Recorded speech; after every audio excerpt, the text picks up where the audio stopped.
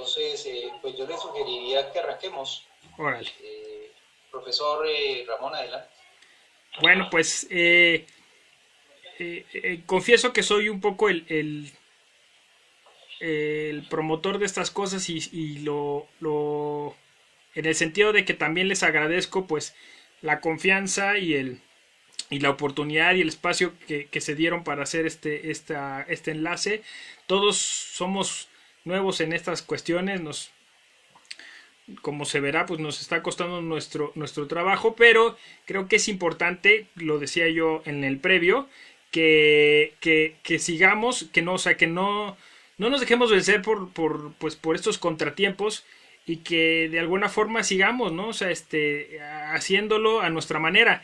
De hecho, hace poquito hacía un video que le titulé yo Filosofía en Chanclas. Y creo que lo que está sucediendo es que nos estamos mostrando como somos, tal y como somos, ¿no? Sin procesamientos, ¿no? Yo me pongo la boina no por otra cosa, sino porque estoy despeinado todo el día, ¿no? Y ahora que entro, pues nada más para dar un poco de seriedad. Efecto de tus raíces hispanas, que estabas ahí. No, pues, y digo en chanclas porque realmente estoy en chanclas, pero como no está la imagen completa, pues no se alcanza a ver. Entonces, en ese sentido, les agradezco mucho. La idea es que reflexionemos sobre la importancia de nuestra materia, que es la historia del derecho, y la cual, bueno, pues se ha visto menoscabada en muchos de los planes de estudios. Incluso, casi siempre que viene una reforma a la matrícula, a la malla curricular, siempre que no lograron dotar a la materia de los requerimientos, eh, pues yo diría incluso hasta tecnológicos que se requieren, ¿no? Eh, la, y con tecnología no me refiero solo a la cuestión de las redes sociales o el uso de las plataformas o antes ya quedó en el pasado el uso del Prezi o del PowerPoint. No, o sea, me refiero a la tecnología como las herramientas que tanto el profesor Palma y la profesora Elgueta nos han insistido se pueden incorporar a través de la pedagogía jurídica. Esto supone que uno de los grandes retos de la historia del derecho hoy es volverse de alguna forma o convertirse o tener una alianza con la pedagogía jurídica, con todas estas técnicas. Ya, bienvenido Juan Carlos. Ya se pudo. Con todas estas técnicas que nos proporcionan otras disciplinas. Ya se ha insistido mucho que uno de los grandes retos de la historia del derecho es volverse intradisciplinaria, es decir, tratar de generar conexiones con otras materias propias del derecho, ¿no? Y ya sabemos que todas las materias de derecho pues tienen su historia. E incluso a nivel filosófico, a nivel teórico, la historia del derecho nos aporta aquí hay toda una discusión, ¿no? Habilidad, competencia, dicen algunos, que es la de podernos mover a través del tiempo. Y esto genera en el estudiante una habilidad, una competencia, una capacidad que va a llevar para toda la vida y que es la movilidad, la capacidad de adaptarse, de saber que el derecho no es inmóvil o inmutable y que va cambiando. La historia del derecho nos ayuda a ver que en algún momento alguna institución tuvo un pasado, ergo tendrá un futuro. Por eso he insistido mucho un poco parafraseando a Eric Palma, que nosotros hacemos historia del derecho futuro. O sea, que nosotros estamos constantemente moviéndonos en el tiempo, viendo a una institución cómo surgió en algún momento, cómo fue modificándose en el tiempo, cómo es hoy, pero obviamente estamos pensando cómo podría ser en el futuro. Es decir, que la historia del derecho de lo que nos dota es de esta habilidad para mejorar el derecho. Y entonces no solo se vuelve una materia descriptiva, sino que se vuelve una materia altamente instructiva, que genera pensamiento crítico en el estudiante, que genera una serie de herramientas hermenéuticas que le permiten adaptarse. Hoy, más que nunca, requerimos de esa habilidad en el estudiante. Nadie se pensaba una pandemia como esta, nadie se creía que iba a llegar a, pues, a estos niveles de, pues eso, de encierro, ¿no? Y entonces nadie se preparó para ello. Por eso, hoy más que nunca requeriríamos de este tipo de habilidades que la historia del derecho nos brindan, más allá de sus posibles contenidos, sino más bien como herramientas didácticas o pedagógicas que pueden aplicarse para cualquier otra materia. Ese creo que es uno de los principales retos, volverse intradisciplinaria la historia del derecho. Obviamente, qué mejor si se pudiera volver multidisciplinaria y conectarse con cuestiones incluso científicas, ¿no? O sea, yo creo que las neurociencias le pueden aportar mucho a la historia del derecho. Yo creo que le puede aportar mucho a la historia del derecho la psicología, la de volver a la historia del derecho intradisciplinaria y multidisciplinaria, y que se vea como una materia formativa, no informativa. Y así le damos la bienvenida a Jacqueline, y creo que con eso ya está completa la mesa. Hola, buenas Bien. tardes. Gracias, Jacqueline. Como tengo mi abusivo rol de moderador y ponente, le doy ahora el uso de la palabra a Mario Cajas para que, pues, si él quiere continuar, yo creo que... Perfecto. Bueno, muchas gracias. Este esfuerzo tecnológico y de tiempos que estamos haciendo aquí, colegas del Instituto Latinoamericano de Historia del Derecho, permite que nos reunamos desde México, desde Argentina, desde Chile y desde Colombia con Jacqueline y con mi participación. Quiero agradecer a Ramón, que fue el que inició esta iniciativa de tener esta conversación, aprovechando estos días de confinamiento, poder tener esta conexión. Paradójicamente hemos podido contactarnos y vernos más y tener más contacto varios de los miembros del instituto ahora en este confinamiento a través de las redes, de la tecnología, que cuando estamos sin confinamiento y con la mayor posibilidad de vernos en persona. Pero bueno, esto nos acerca más, dado que geográficamente estamos un poquito separados en el mapa de América Latina. Yo quisiera referirme como a 3 puntos que están muy conectados. Lo primero es, y teniendo en cuenta que nos están escuchando, nos están viendo estudiantes de nuestras universidades, de nuestras escuelas de derecho, y colegas, por supuesto, y es la gran cantidad de literatura, sobre todo, más que todo periodística, alguna académica, una de académicos que también están moviéndose en los medios de comunicación, en las redes, sobre si este es un momento histórico. Entonces, ¿qué supone estar viviendo un momento histórico? Así como alguien en su momento narró lo que suponía la pandemia de la gripe española, en su momento la peste negra, es decir, las pandemias cómo han marcado el curso de la sociedad, por supuesto, pero también de la historia del derecho. ¿Qué supone estar viviendo ese momento? ¿Qué supone narrar ese momento? Nosotros somos la generación que tendría que narrar en alguna medida esto. Si es que es histórico, ¿qué supone esto? ¿Qué supone esta coyuntura? Algunos incluso han planteado que habría que preguntarse si esta coyuntura supone un nuevo comienzo, un reinicio.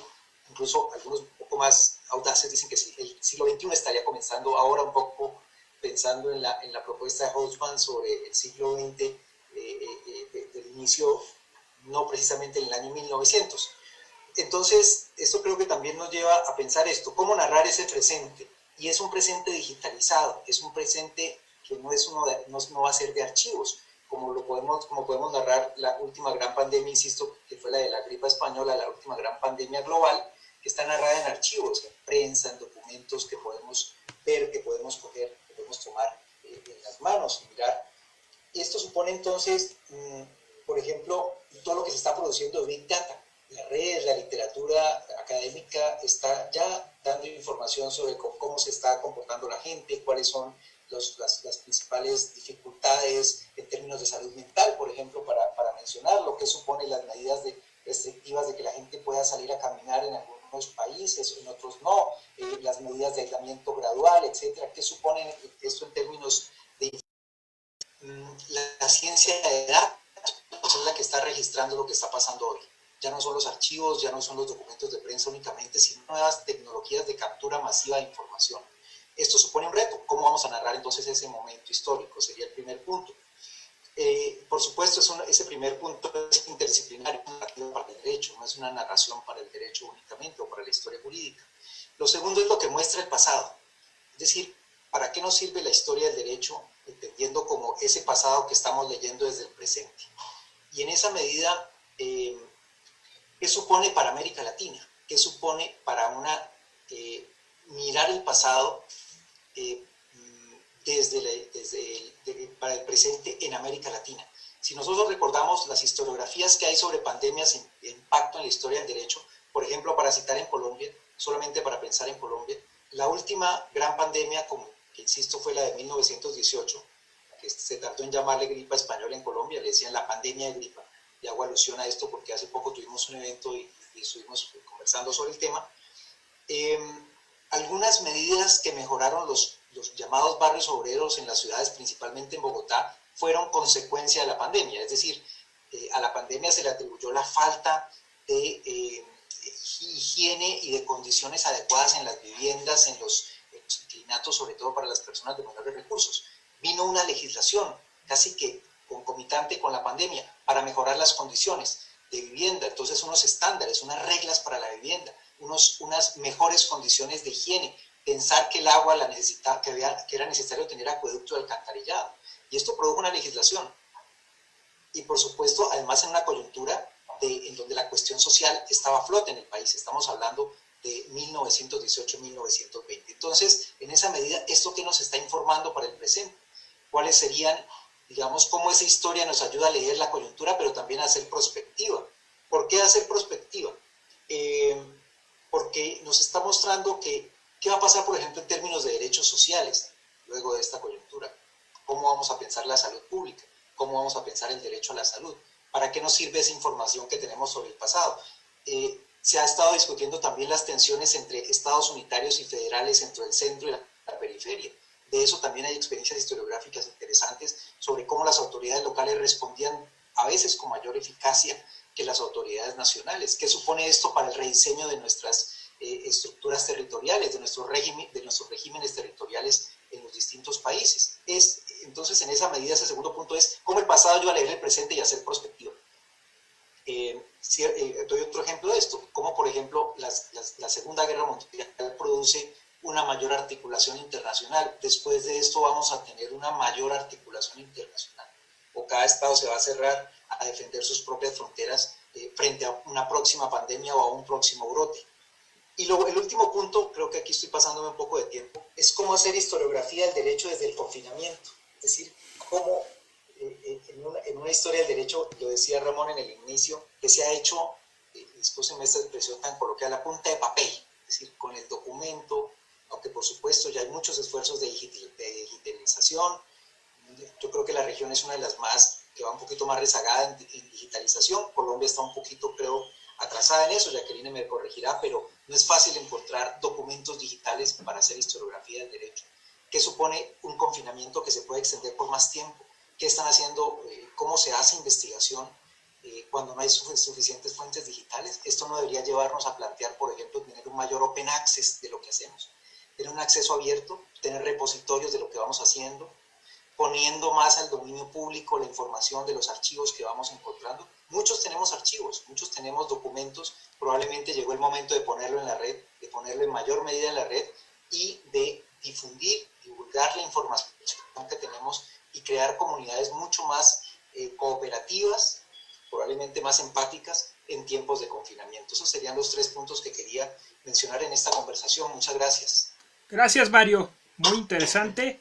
Seguimos con esta idea, pues, eso, ¿no? De la retrospectiva y la prospectiva No teníamos un orden establecido, pero pues visto que Eric se está intentando conectar, podríamos seguir con Juan Carlos o con Jacqueline. No sé si quieres empezar, Juan Carlos, que ahora sí que en el orden que nos fuimos conectando. Como gustes, Ramón, sigo yo o si desea Jacqueline. No hay inconveniente, tranquilo, Juan Carlos, puede seguir. Bueno, ante todo, un saludo aquí desde el Río de la Plata a todos. Muchísimas gracias, Ramón, por la iniciativa y la invitación.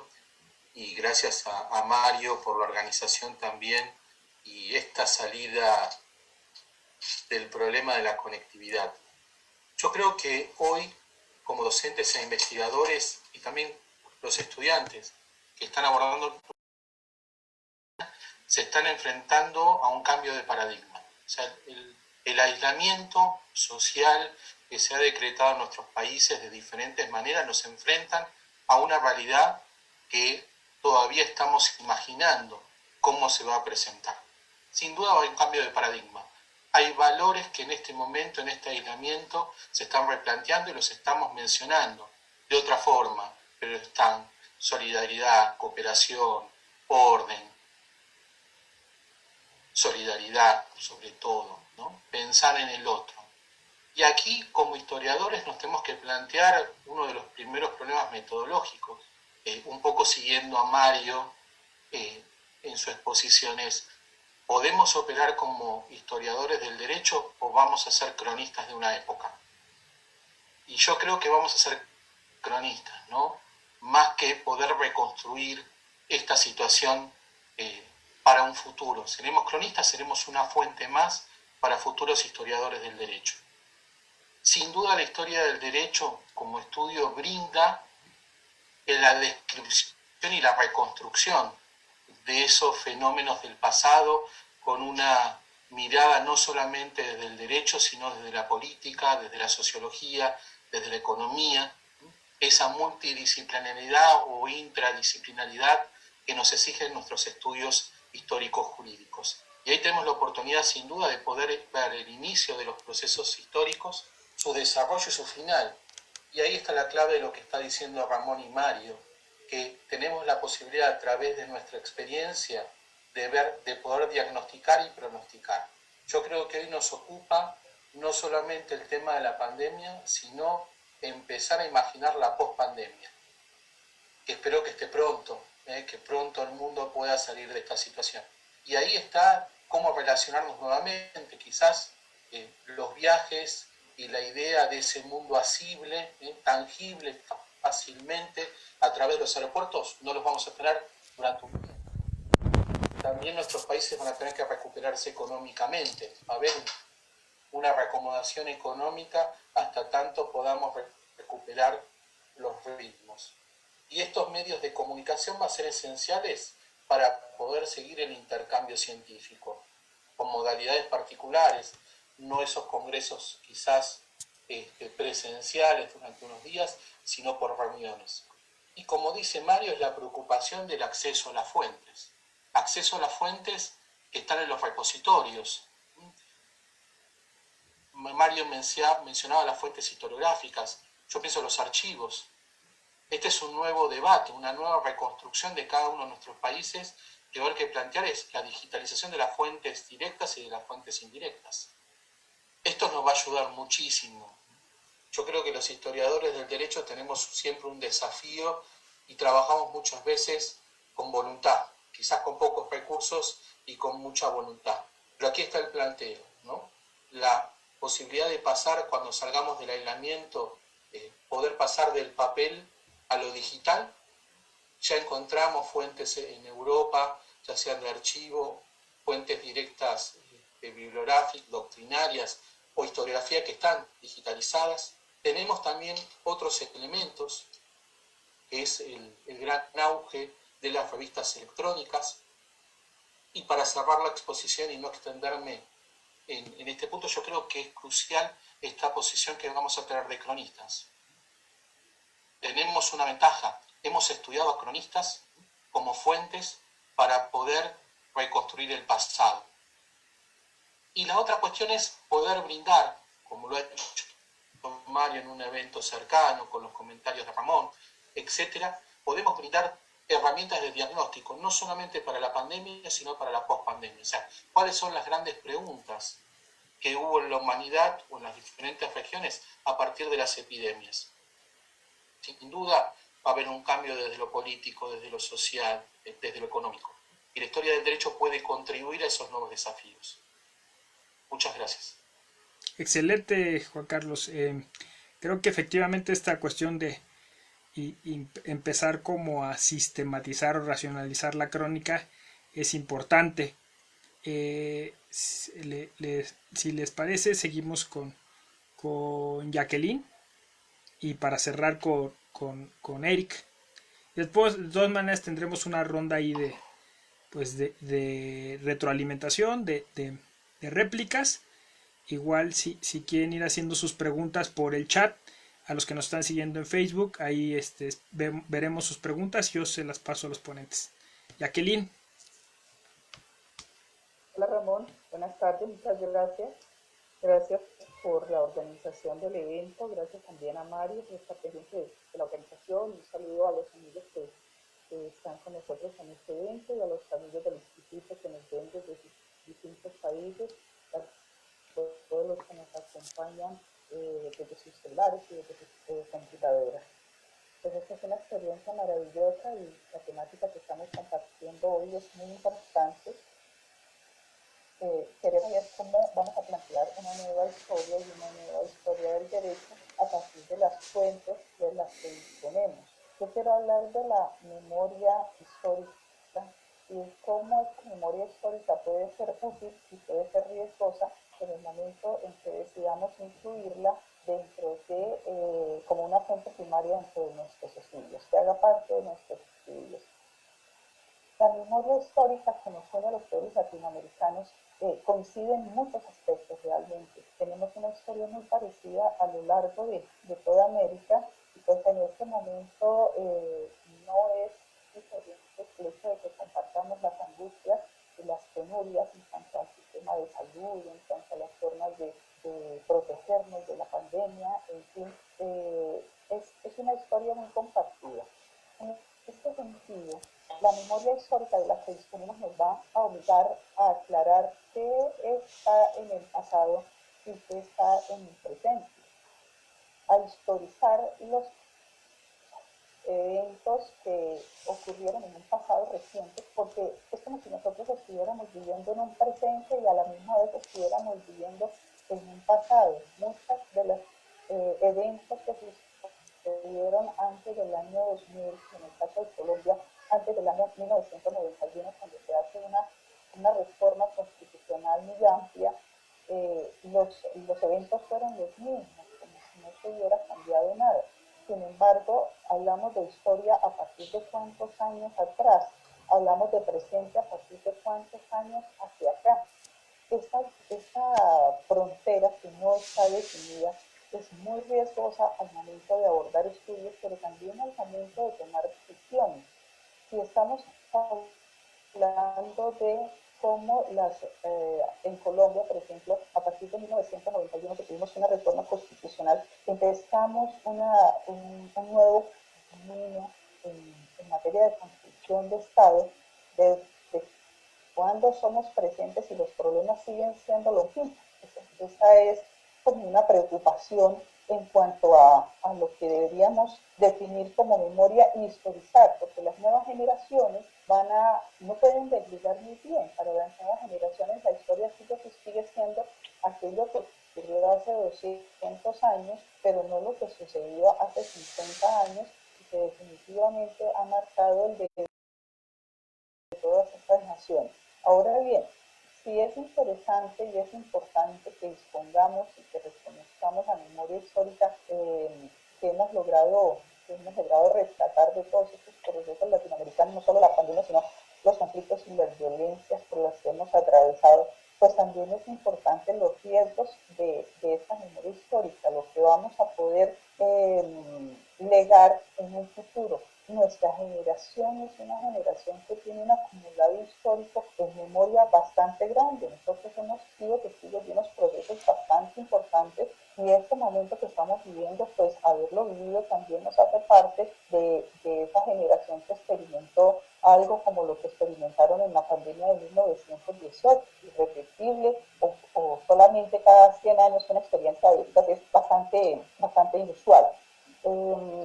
Si tenemos también en cuenta que la memoria histórica la podemos conseguir a partir de los testimonios, de lo que nosotros estamos viviendo, de lo que estamos experimentando, pues en este proceso también corremos unos riesgos que están asociados a las fuentes con las cuales vamos nosotros a trabajar o van a trabajar a posterior las generaciones, y es qué tan fiel resultan estas memorias que nosotros vamos a construir. Es decir, qué tanta verdad puedo contar de lo que estoy experimentando en este momento. ¿Acaso la memoria histórica no es fragmentada? ¿Acaso yo no cuento lo que mi experiencia favorable o desfavorable me permite recordar? Yo no puedo contar todos los sucesos porque mi memoria no alcanza a elaborar todos esos sucesos, pero sí voy a contar esas experiencias que fueron a mí favorables o desfavorables. Pero también tenemos que decir hasta dónde la memoria que se puede legar a un futuro para la construcción de esta nueva historia puede ser una memoria influenciada, que es muy preocupante. Estas terceras personas que tienen intereses particulares en que la historia se cuente de una manera y no de otra manera, tal vez como fuera más en realidad, sino como les conviene, pues va a ser también una tergiversación de esta historia que pretendemos poner en papel. Y finalmente, la memoria y el olvido. Y esto tendría más que ver con los momentos de reconciliación cuando se nos plantea salir de conflictos como el que acaba de terminar Colombia con el grupo insurgente de la FARC, y se nos propone entonces olvidar para perdonar y renovar la convivencia.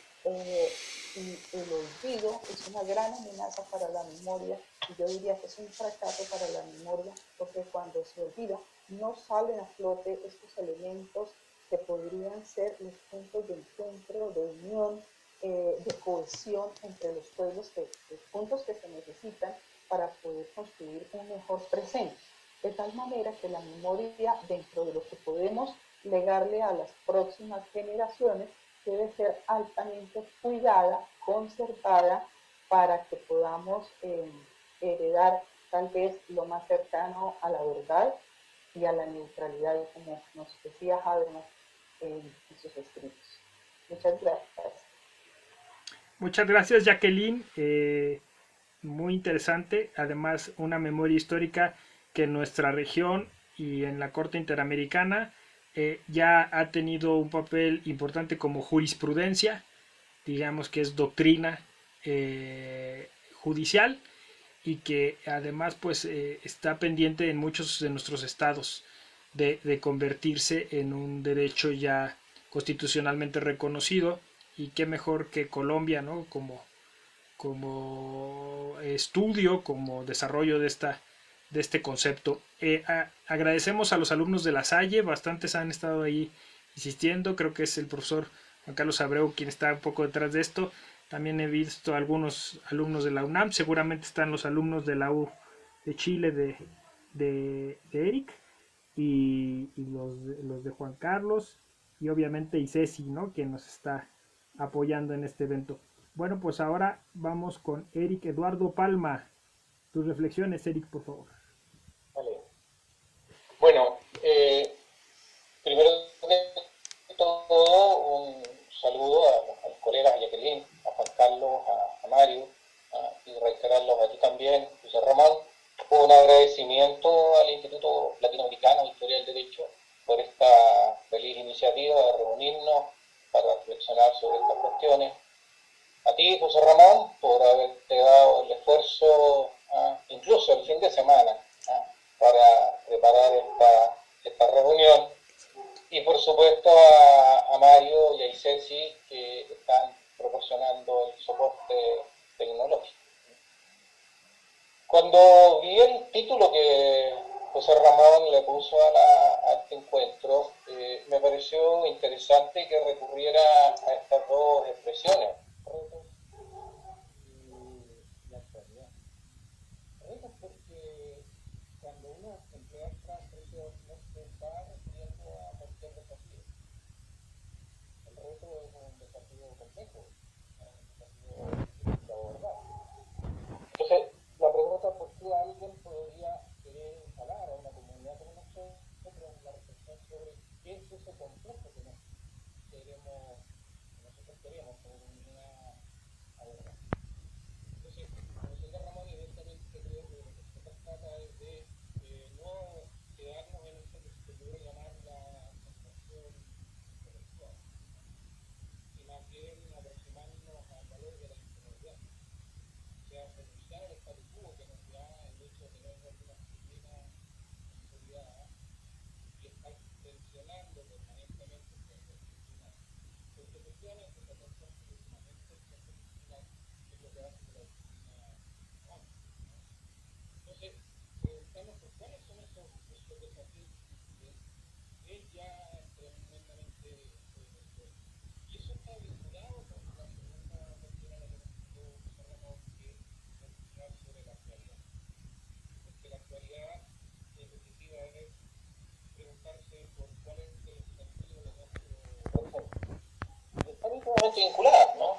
Porque el sentido de nuestro presente pareciera ser que no está en quedarnos en la comunidad del statu quo, no está quedarnos en la satisfacción, ¿no?, del trabajo intelectual, de la cotidianidad, ¿no?, de esa rutina, sino que más bien el desafío está instalarnos en la incomodidad, ¿no?, y valorar esa incomodidad intelectual como un elemento que tensiona el desarrollo disciplinar y lo hace avanzar en el tiempo.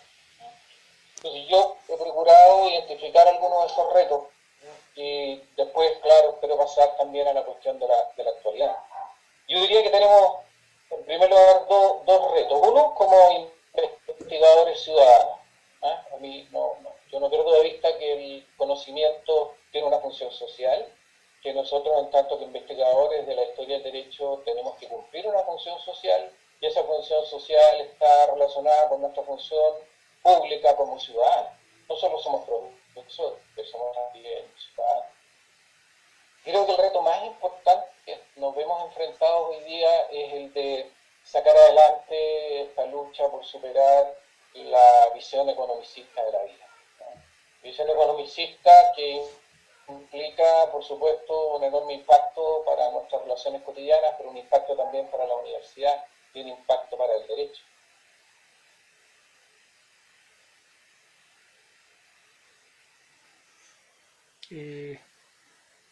Estamos teniendo quizá algún problemita técnico con las palabras de Eric. Ahorita esperemos que se reconecte. Vuelvo a recordar, bueno, nos están saludando por aquí, dice Ariel, que saluda al doctor Frontera, gran profesor de Historia del Derecho de la Universidad del Salvador, Argentina, y también a los alumnos de Eric Ahora sí. Ya, listo, Eric. Volvió. Sí. Volvió, sí.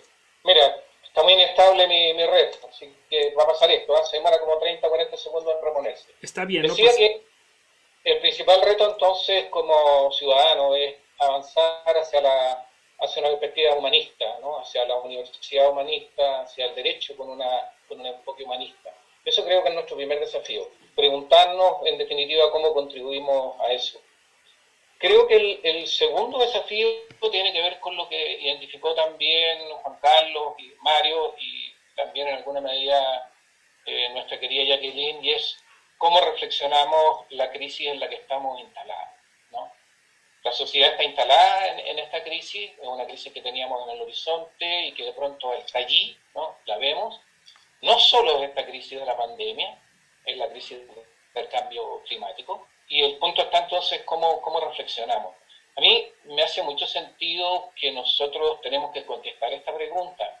¿A quién le interesa instalarnos en la idea de que después de que superemos esta pandemia estaremos en otro escenario? Si alguno de ustedes creen que esa pregunta es neutral y no tiene ningún interés sociopolítico detrás, sociocultural, creo que cometeríamos un error. O sea, estamos aceptando que esa pregunta es válida y es legítima, y tal vez no es ni tan válida ni tan legítima. Y entre otras cosas porque no es lo mismo que se... Ya nos lo había advertido Eric, ¿no? Creo que es parte, ¿no? De estos... Adelante. No es lo mismo que se pregunte a la sociedad china sobre el día de juega que se lo pregunte a la sociedad norteamericana o que se lo pregunte a la sociedad chilena o la colombiana o la mexicana. Bueno, disciplinarmente, ¿cuáles son nuestros retos? Yo creo que el primer reto, y probablemente el más interesante para todos nosotros, es transformar el conocimiento histórico jurídico en un elemento de la política pública. O sea, que en el diseño de la política pública, ¿verdad?, que se encargan de planificar la acción del Estado para resolver problemas socioeconómicos, culturales, políticos importantes, el conocimiento histórico jurídico sea considerado como un factor relevante.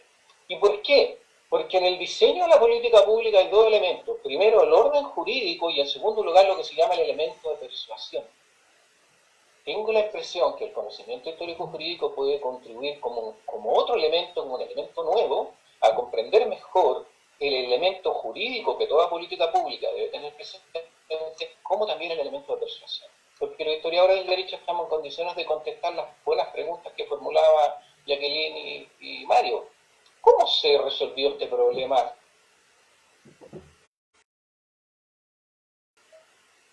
En el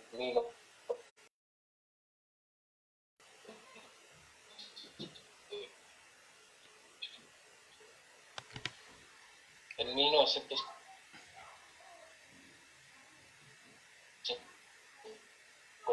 Algunos problemitas de recepción. ¿Qué legisladores? Yo creo que nosotros tenemos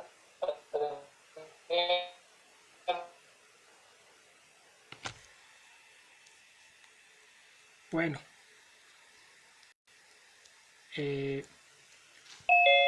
Vamos a reconectarnos. En unos momentos empezamos.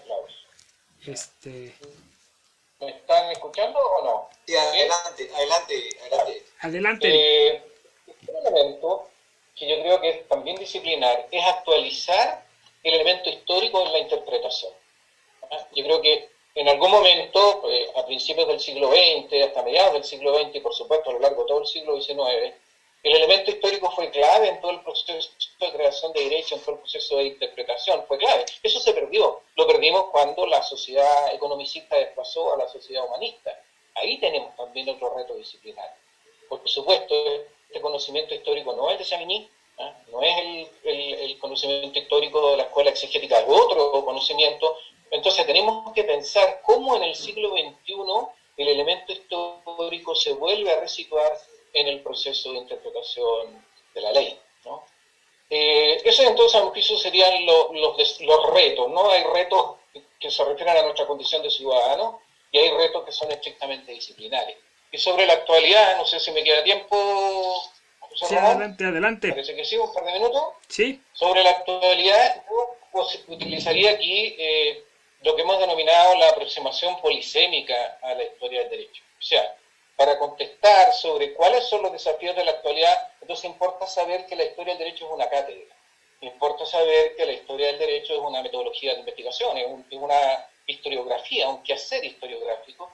E importa saber también que la historia del derecho trabaja con un pasado jurídico determinado. Entonces, el sentido de la idea de la actualidad, yo diría, bueno, eso implica reflexionar qué estamos haciendo en la cátedra de historia del derecho hoy día. ¿Por qué tendría alguien que interesarse en mantener la cátedra de historia del derecho en las facultades de derecho? Nosotros hemos contestado a eso, que es importante porque contribuye a consolidar la opción por el pluralismo jurídico, que es importante porque es práctica y de derechos humanos. Después vendría el tema de la metodología de la investigación, que Ramón lo planteó muy bien al inicio de la presentación de este coloquio. La necesidad de que la historia del derecho abandone una perspectiva de ciencia jurídica en clave de positivismo jurídico y avance hacia una concepción disciplinar amplia, ¿no? Transdisciplinar, intradisciplinar, en diálogo fluido con las ciencias sociales, con las humanidades, con el arte, ¿no? El aporte de cine y derecho, el aporte de derecho y literatura nos está marcando también, a mi juicio, un camino a recorrer. Y desde el punto de vista del objeto de estudio, yo diría que el gran desafío que tenemos, y me encantó esta idea que plantea Mario, ¿no? Perdón, Juan Carlos, que están ahí, subviviendo el hecho. Yo creo que la gran tarea que podemos hacer hoy día es precisamente afinar, a propósito que plantea también Jacqueline, la recepción de esos testimonios. ¿Por qué? Porque ¿cuál es nuestro gran problema? Cuando queremos hablar de los desposeídos en la Edad Media, de los desposeídos en el siglo XIX, de los desposeídos en el siglo XVII, siempre encontramos con que no están las fuentes suficientes. Pregunta, y hoy día, en el año 2020, ¿qué labor nos corresponde a nosotros los historiadores del derecho en relación con preparar las fuentes para que en el 2050, si alguien quiere saber qué pasaba en el mundo de los desvalidos con la pandemia, tenga la información disponible de primera mano? Yo creo que ahí también tenemos una labor de enorme importancia. Corresponde a los historiadores del derecho, que tenemos conciencia de esto, preparar esos testimonios, recoger esos testimonios con la mayor fidelidad posible, de tal manera que estén ahí como banco de información. ¿Por qué? Porque si tú lees la prensa, bueno, en la prensa no está lo que está pasando en las poblaciones. Vuelve a ocurrir lo mismo. Los informes de los barrios populares, ¿verdad? En la favela. Los informes oficiales suelen tener aproximaciones delincuenciales a todo eso. Bueno, ¿y quién le da voz al poblador digno, libre, que quiere desarrollar, por supuesto, su libertad, su razón, su dignidad, su emoción? No tiene voz. ¿Y quién está recogiendo todos esos testimonios para que cuando hagamos historia el 2020, el 2050, ¿verdad? Cuando en 30 años más queramos estudiar este periodo, yo creo que ahí tenemos una tarea re importante. Nosotros podríamos, Ramón, te invito desde luego, a recoger entrevistas y a guardar ahí, tener un banco de entrevistas que también se escucharon en el momento, ¿no? Bueno, eso. Qué bueno que no se vuelva a caer este asunto, pero muchas gracias, muchas gracias. Yo les agradezco a mis compañeros, a mi compañera Jacqueline de mesa, que se hayan tomado el tiempo, que hayamos hecho este esfuerzo. Creo que tenemos que seguir intentando estas mesas, estos coloquios, estos encuentros. Igual solventaremos los problemas técnicos, eso estoy seguro. Sus reflexiones me gustaron muchísimo. Creo que además fuimos como construyendo todos una idea, esto del nuevo rol del historiador del derecho como cronista, ¿no? Como cronista, yo me lo imagino como, a propósito de lo último que dijo Eric, como un cronista callejero, ¿no? O sea, que va a la calle, que la recorre, que va a los pueblos, que habla con los grupos indígenas, que se interesa por los problemas interseccionales, como ahora los denominamos, ¿no? Y que va generando pues propuestas a futuro, justo con ese conocimiento del pasado y de estos relatos que se van armando, como decías también, Eric, a través del cine, la literatura, la cultura popular, ¿no?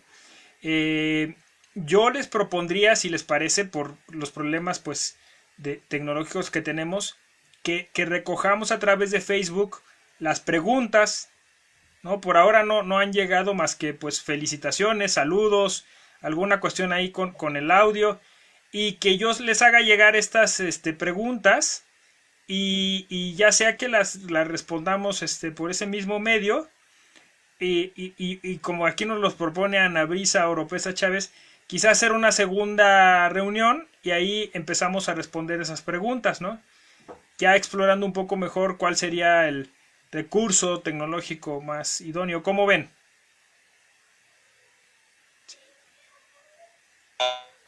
Quisiera agregar algo en la misma línea, recogiendo lo que hemos dicho aquí antes de las preguntas, y es con respecto a esto. Decía yo en la intervención que uno encuentra información sobre las pandemias que azotaron, la más reciente que decíamos, la de 1918, pero realmente uno lo que encuentra son trabajos de epidemiología, de salud pública, de higienismo, etcétera, pero menos de historia del derecho de las pandemias en América Latina. Claro. Ese es un espacio que está por hacer. Creo que una idea que podríamos nosotros empujar desde este instituto, desde esta red de amigos y amigas, sería eso, intentar construir, al menos juntar esos relatos de alguna de las pandemias. Eric hablaba de la de 1957, que fue una bastante importante, azotó a Chile, pero por ejemplo en Colombia no hay una noticia grande de que esto haya llegado aquí. Entiendo, Eric, que fue muy, que también fue bastante fuerte en Asia. Esa es una peculiaridad, una particularidad. No solo la historia epidemiológica, sociológica de la pandemia, sino los impactos en el derecho, es decir, el derecho cómo tramitó las dificultades y cómo hizo prospectiva en la pospandemia. Yo creo que esa podría ser una primera línea que podríamos empujar o impulsar desde aquí. Sí, pues me parece adecuado, y si les parece, pues hacemos una ronda más así, ¿no? De como la réplica, para que no que se quede nada en el tintero, y nos comprometemos a hacer una segunda parte para responder las preguntas que nos están cuestionando, ¿no? Mario, Juan Sí, Carlos y Jacqueline, sí, ese fue el orden. sí, muy bien. No sé si quieres primero Jacqueline. Sí, adelante, Jacqueline, si quieres. Sí, sí. Yo quisiera agregar también que aprovechando estos medios tan amplios y aprovechando esa buena idea que tiene Eric con relación a aprovechar estos momentos para recoger la información, José Ramón, este medio sería maravilloso para que interactuáramos con estas personas, también las que nos contaran cómo están viviendo esta experiencia en este momento, para poder hacer un ejercicio compartido y más enriquecedor, de tal manera que es muy bueno que vayamos definiendo estas memorias que vamos a legar, pero también vayamos teniendo este medio para recepcionar esas memorias y poder ampliar porque pues se están atendiendo a otras personas que obviamente por prioridad de la cuestión de la pandemia, y se les soslaya, ¿no? Pero sí, creo que es muy buena propuesta la que están haciendo. Juan Carlos. En el mismo sentido, coincido con la propuesta, coincido con que quizás hacer una segunda reunión para continuar reflexionando, pero al igual, si bien es cierto, como mencionaba Eric y como mencionaba Mario, quizás la falta de estudios históricos jurídicos en esos tiempos de pandemia o de epidemia, que son necesarios, es una línea a abrir. Yo creo que esta es una oportunidad como cronistas, con esa experiencia y el caudal de estudios que tenemos al haber visto esos procesos, ver y poder diagnosticar como cronistas la situación de nuestras sociedades, porque evidentemente esta pandemia nos ha puesto en un aislamiento social, nos ha hecho ver la infraestructura sanitaria, la infraestructura de las áreas de defensa, de seguridad, replantear el rol del Estado. Sí, claro. Sí, O sea, exacto. el Estado, ya hay un economista aquí en Argentina muy particular que dijo, se quemaron todos los libros, tantos del socialismo y del neoliberalismo. Tenemos que replantear ciertas cuestiones porque hay un replanteo hasta pragmático en la función del Estado. Hasta dónde interviene, situación de tensión entre crisis, intervención del Estado y derechos individuales. Y vuelvo a decir, yo creo que esa posición de poder recolectar esos pareceres, esas vivencias, esos testimonios, creo que es fundamental para poder ir construyendo, como está diciendo Jacqueline, Eric, Mario y tú, Ramón, ya ir generándole un repositorio de investigación a futuros investigadores de historia del derecho. Y quizás para que las cápsulas no sean muy desordenadas los pareceres, señalar algunos tópicos que sí o sí la cápsula tenga que tener. Quizás hasta un orden, hasta le podemos brindar a esos futuros historiadores del derecho una fuente más sistematizada. Me parece muy bien. De nuevo, esa es la ventaja del que habla último, porque puede tomar algunas cosas de los demás. La genialidad estuvo en ustedes. Eric. Muchas gracias. Gracias. Eric. Sí, yo pensaba que precisamente lo que estaba diciendo Juan Carlos, que pudiéramos contar tal vez con algunas preguntas comunes, sin el perjuicio, por cierto, que cada una de nuestras sociedades tiene también sus peculiaridades, ¿no? Y también sería muy bonito porque las preguntas que formulemos van a contar un poquito de quiénes éramos, cómo pensábamos. ¿Ah? O sea, no perdamos de vista que cuando hagamos esto al mismo tiempo nosotros nos vamos a estar desnudando en nuestros valores, en nuestros intereses, en nuestras perspectivas. Entonces creo que es un diálogo presente, futuro, pasado, lo encuentro muy potente como ejercicio histórico-jurídico, ¿no? Yo querría también plantear otra cuestión, miren, a propósito de lo que dijo Mario, ¿no?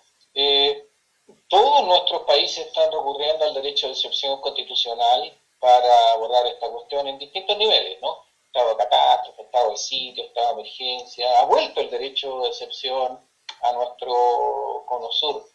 Y todos nosotros sabemos que el derecho de excepción se usa en nuestro como un instrumento de gobierno que limita de manera significativa el accionar de la oposición, de manera significativa las libertades civiles, los derechos políticos.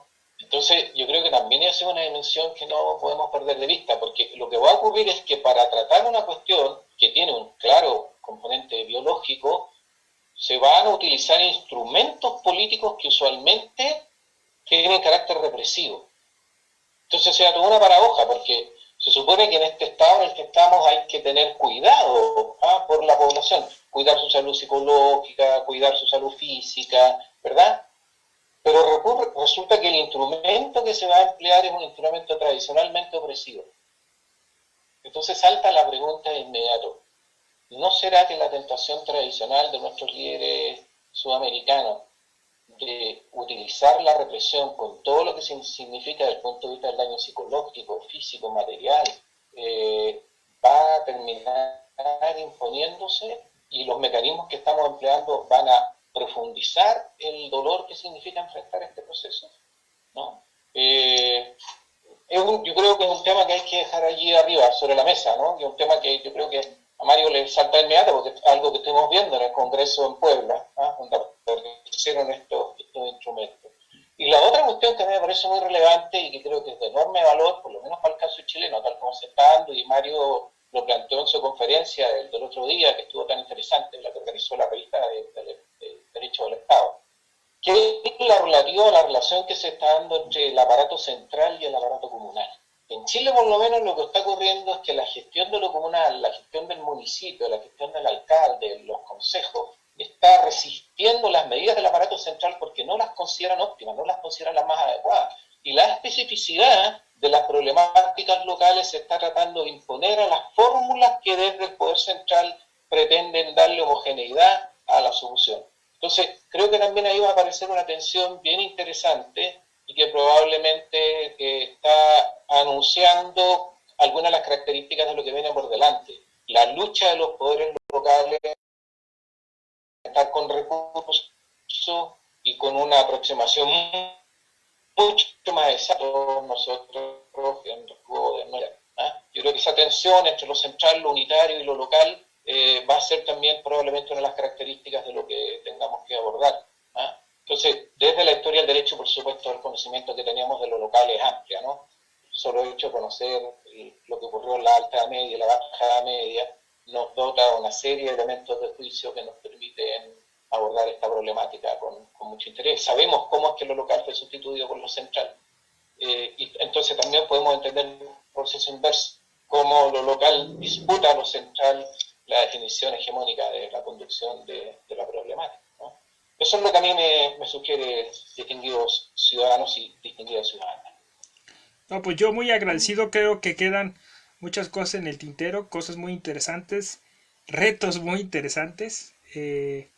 Hardy Johans Chodil nos pregunta que cuál sería el rol de los estudiantes. Creo que está claro, ¿no? O sea, el rol sería pues empezarse a formar, digamos, en estas nuevas herramientas, en estas propuestas, en plantearse como cronistas, ¿no? Y empezar a pensar cómo aquilatar esta experiencia para que cuando vuelva a suceder una pandemia así, o una crisis medioambiental o hídrica, porque vendrán seguro, pues tengamos respuestas que la propia historia nos brinde, ¿no? Yo les agradezco mucho su presencia, su interés, su participación, sus reflexiones, y entonces estaremos por nuestras diferentes plataformas y redes sociales comunicando a la gente y a la en qué seguirá con el Instituto Latinoamericano. Gracias. Gracias Eric, gracias Mario, gracias Jacqueline, y un aplauso para todos. Gracias. Gracias. Bueno, pues Ramón, sí. Despido nada más la transmisión de Facebook. Gracias a todas y a todos por seguirnos. Tengan por seguro que vamos a contestar a sus preguntas. Háganlas aquí a través de este chat o por el Messenger del propio instituto. Muchas gracias por seguirnos.